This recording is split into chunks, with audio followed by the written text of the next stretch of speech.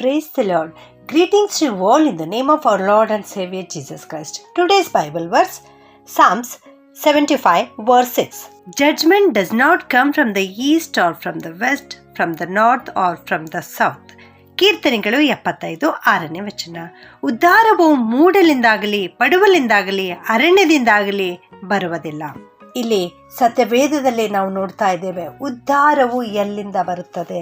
ಕನ್ನಡದಲ್ಲಿ ಉದ್ಧಾರ ಎಂಬುದಾಗಿ ಹೇಳಲ್ಪಟ್ಟಿದೆ, ಆದರೆ ಆಂಗ್ಲ ಭಾಷೆಯಲ್ಲಿ ಅದಕ್ಕೆ ಜಡ್ಜ್ಮೆಂಟ್ ಎಂಬುದಾಗಿ. ಹೌದು, ನ್ಯಾಯ ತೀರ್ಪು. ಮನುಷ್ಯನಿಗೆ ನ್ಯಾಯ ತೀರ್ಪು ಬರುವಂಥದ್ದಿದೆ. ಆ ನ್ಯಾಯ ತೀರ್ಪು ಎಲ್ಲಿಂದ ಬರುತ್ತದೆ? ಯಾವ ದಿಕ್ಕಿನಿಂದಲೂ ಬರುವಂಥದ್ದಿಲ್ಲ.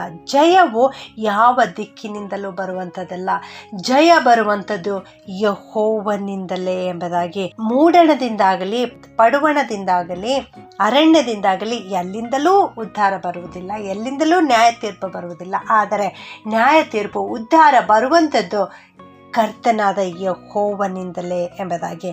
ಸತ್ಯವೇದದಲ್ಲಿ ಅನೇಕ ಪುಸ್ತಕಗಳಿವೆ. ಅವುಗಳಲ್ಲಿ ದೊಡ್ಡದಾದ ಪುಸ್ತಕವೆಂದರೆ ಕೀರ್ತನೆಗಳು. ಸತ್ಯವೇದದಲ್ಲಿ ಒಟ್ಟು 150 ಕೀರ್ತನೆಗಳಿವೆ. ಅದರಲ್ಲಿ ಅನೇಕ ಭಕ್ತರು ಈ ಕೀರ್ತನೆಗಳನ್ನು ಬರೆದಿರುವುದನ್ನು ಸತ್ಯವೇದದಲ್ಲಿ ಉಲ್ಲೇಖಿಸಿರುವುದನ್ನು ನೋಡುತ್ತೇವೆ.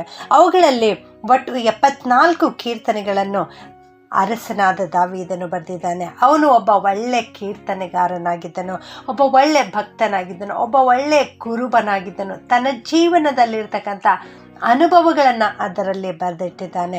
ಮತ್ತು ಆಸಾಫನು ಎಂಬ ಇನ್ನೊಬ್ಬ ಭಕ್ತನು ಕೂಡ 12 ಕೀರ್ತನೆಗಳನ್ನು ಬರೆದಿದ್ದಾನೆ. ಕೊರಹಿಯರ 11 ಕೀರ್ತನೆಗಳನ್ನು ನಾವು ನೋಡುತ್ತೇವೆ.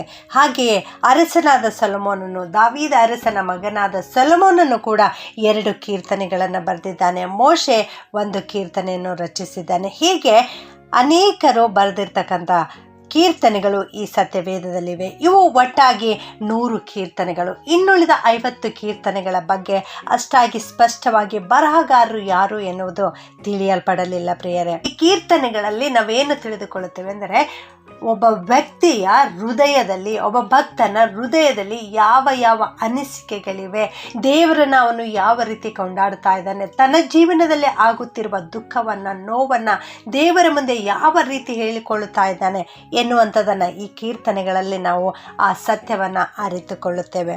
ಈ ಮೇಲಿನ ವಾಕ್ಯ ಆಸಾಫನು ಎಂಬ ಒಬ್ಬ ಭಕ್ತನು ಬರೆದಿದ್ದಾನೆ. ಅವನು ಹೇಳ್ತಾನೆ, ಉದ್ಧಾರವು ಮೂಡಲಿಂದಾಗಲಿ ಪಡುವಣದಿಂದಾಗಲಿ ಅರಣ್ಯದಿಂದಾಗಲಿ ಬರುವುದಿಲ್ಲ ಎಂಬುದಾಗಿ. ಹೌದು, ಯುದ್ಧದ ಸಮಯದಲ್ಲಿ ಯಾವ ದಿಕ್ಕಿನಿಂದ ನಮಗೆ ಸಹಾಯ ಬರುತ್ತದೋ, ಯಾವ ಅರಸನು ನಮಗೆ ಸಹಾಯ ಮಾಡುತ್ತಾನೋ ಎಂಬುದಾಗಿ ಎದುರು ನೋಡುತ್ತಾರೆ. ಆದರೆ ದಾವೀದನು ಬರೆಯುತ್ತಾನೆ, ಕೀರ್ತನೆ 121 1 ಮತ್ತು 2ನೇ ವಾಕ್ಯದಲ್ಲಿ, ಭೂಮಿ ಆಕಾಶಗಳನ್ನು ನಿರ್ಮಿಸಿದ ಯೆಹೋವನಿಂದಲೇ ಸಹಾಯವು ಬರುತ್ತದೆ ಎಂಬುದಾಗಿ. ಹೌದು, ನಮಗೆ ಸಹಾಯ ಮಾಡುವಂಥವರು ಈ ಮನುಷ್ಯರ್ಯಾರೂ ಅಲ್ಲ, ಯಾವ ಅರಸರೂ ಅಲ್ಲ, ಯಾವ ಅಧಿಕಾರಿಗಳೂ ಅಲ್ಲ. ಆದರೆ ನಮಗೆ ಸಹಾಯ ಬರುವಂಥದ್ದು ನಮ್ಮ ಕರ್ತನಾದ ಯೆಹೋವನಿಂದಲೇ. ನಾವು ಕಣ್ಣೆತ್ತಿ ಭೂಮಿ ಆಕಾಶಗಳನ್ನು ಉಂಟು ಮಾಡಿರುವ ದೇವರನ್ನು ನಾವು ದೃಷ್ಟಿಸುವಾಗ ಆತನು ನಮಗೆ ಸಹಾಯ ಮಾಡುತ್ತಾನೆ. ಒಂದು ಸಾರಿ ಅರಸನಾದ ಹಿಜ್ಕೀಯನ ವಿರೋಧವಾಗಿ ಯುದ್ಧವು ಸಂಭವಿಸುತ್ತದೆ. ಅಶ್ಶೂರದ ಅರಸನಾದ ಸನ್ಹೇರೀಬನು ಮಹಾ ಸೈನ್ಯದೊಂದಿಗೆ ಹಿಜ್ಕೀಯ ಅರಸನ ವಿರೋಧವಾಗಿ ಬಂದಾಗ ಅವನು ಯಾವ ದಿಕ್ಕನ್ನೂ ನೋಡದೆ ಕೇವಲ ಕರ್ತನನ್ನೇ ದೃಷ್ಟಿಸಿದನು, ಕರ್ತನಿಗೆ ಪ್ರಾರ್ಥನೆ ಮಾಡಿದನು. ಯೆಶಾಯ 37:36ನೇ ವಾಕ್ಯದಲ್ಲಿ ನಾವು ನೋಡುತ್ತೇವೆ, ಆಗ ಕರ್ತನು ತನ್ನ ದೂತನನ್ನು ಕಳುಹಿಸಿಕೊಟ್ಟರು, ಆ ಯುದ್ಧದ ಸ್ಥಳಕ್ಕೆ ಕಳುಹಿಸಿಕೊಟ್ಟರು.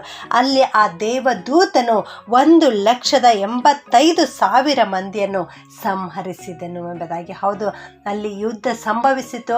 ಆ ರಾಜ ಈ ರಾಜ ಯಾವ ರಾಜರೂ ಯುದ್ಧ ಆಡಿಲ್ಲ, ಆದರೆ ದೇವರಿಂದ ಬಂದಿರತಕ್ಕಂಥ ದೇವದೂತರು ಬಂದು ಸಂಹರಿಸಿದನು.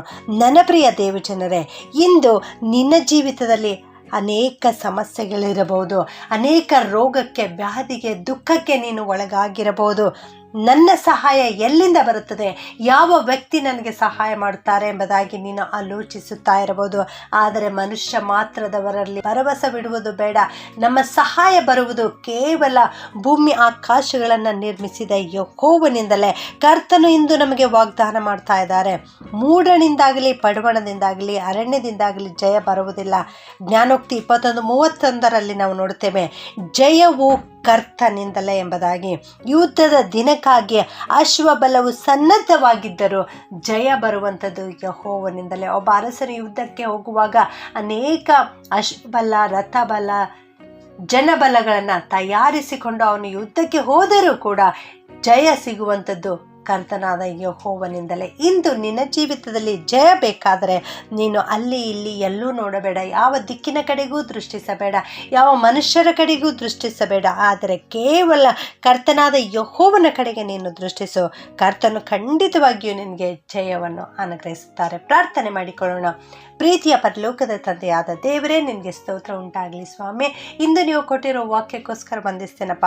ಉದ್ಧಾರವು ಮೂಡಣದಿಂದಾಗಲಿ, ಪಡುಮಣದಿಂದಾಗಲಿ, ಅರಣ್ಯದಿಂದಾಗಲಿ ಬರುವುದಿಲ್ಲ, ಆದರೆ ಜಯ ಬರುವಂಥದ್ದು ನಮ್ಮ ಕರ್ತನಾದ ಯೆಹೋವನಿಂದಲೇ. ನಮ್ಮನ್ನು ಉಂಟು ಮಾಡಿದ, ಭೂಮಿ ಆಕಾಶಗಳನ್ನು ಉಂಟು ಮಾಡಿದ ಯೆಹೋವನಿಂದಲೇ ಏನೋ ವಾಕ್ಯ ಇವತ್ತು ನಮಗೆ ಕಲಿಸಿಕೊಟ್ಟಿದ್ದೀರಿ ತಂದೆಯೇ, ನಿನಗೆ ಸ್ತೋತ್ರಪ್ಪ. ಈ ವಾಕ್ಯ ಕೇಳಿಸಿಕೊಳ್ಳುತ್ತಿರೋ ಪ್ರತಿಯೊಬ್ಬೊಬ್ಬರನ್ನು ಆಶೀರ್ವಾದ ಮಾಡು ಕರ್ತನೆ. ಇವರಿಂದು ಅನೇಕ ತರವಾದಂಥ ಸಮಸ್ಯೆಗಳಿಗೆ, ಗೊಂದಲಕ್ಕೆ ಈಡಾಗಿ ಜಯ ಯಾರಿಂದ ದೊರೆಯುತ್ತದೆ ಎಂಬುದಾಗಿ ಪರಿತಪಿಸ್ತಾ ಇದ್ದಾರೆ ಅಪ್ಪ. ಅಲ್ಲಿ ಇಲ್ಲಿ ದೃಷ್ಟಿಸ್ತಾ ಇದ್ದಾರೆ ಕರ್ತನೆ. ಇಂದು ಅವರೆಲ್ಲರೂ ನಿನ್ನ ಹತ್ತಿರವೇ ಬಂದು ಬೇಡ್ತಾ ಇದ್ದಾರೆ ಸ್ವಾಮಿ. ಕರುಣಿಸು ದೇವ, ನೀನು ಕನಿಕರ ದಯೆಗಳುಳ್ಳ ದೇವರಪ್ಪ. ನಿನ್ನ ಕೃಪಾ ಹಸ್ತವನ್ನು ಅವ್ರ ಕಡೆಗೆ ಚಾಚು, ನಿನ್ನ ಕರುಣಾ ದೃಷ್ಟಿಯನ್ನು ಅವ್ರ ಕಡೆಗೆ ಹರಿಸು, ಅವರನ್ನು ಆಶೀರ್ವದಿಸು, ಅವರಿಗೆ ಜಯವನ್ನು ಅನುಗ್ರಹಿಸು. ಜಯ ಕೊಡುವ ದೇವರು ನೀನಾಗಿದ್ದೀಯಪ್ಪ. ಯೆಹೋವ ನಿಸಿ ದೇವರು ನೀನಾಗಿದ್ದಿ. ಯೇಸುವೇ, ನಿನ್ನ ಪಾದದಲ್ಲಿ ಬಂದು ಇವರಿಗಾಗಿ ಬೇಡುತ್ತೇನಪ್ಪ. ಇದೇ ಕ್ಷಣದಲ್ಲಿ ಇವರ ಜೀವಿತದಲ್ಲಿ ಜಯವನ್ನು ಅನುಗ್ರಹಿಸಬೇಕಾಗಿ ಪ್ರಾರ್ಥನೆಯನ್ನು ಯೇಸುವಿನ ನಾಮದಲ್ಲಿ ಬೇಡುತ್ತೇನೆ ತಂದೆಯೇ. ಆಮೆನ್.